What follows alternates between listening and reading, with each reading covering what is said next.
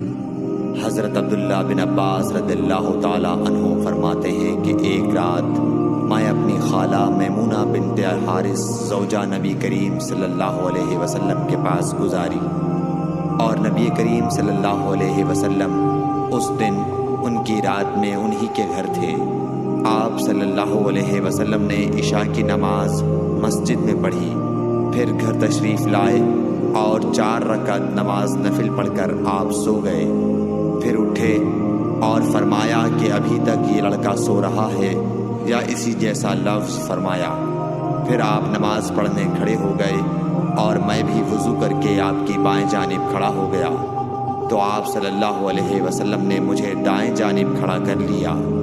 تب آپ نے 5 رکعت پڑھی، پھر 2 پڑھی، پھر آپ سو گئے، یہاں تک کہ میں نے آپ کے خراٹے کی آواز سنی۔ پھر آپ کھڑے ہو کر نماز کے لیے باہر تشریف لے آئے۔ صحیح بخاری حدیث نمبر 117۔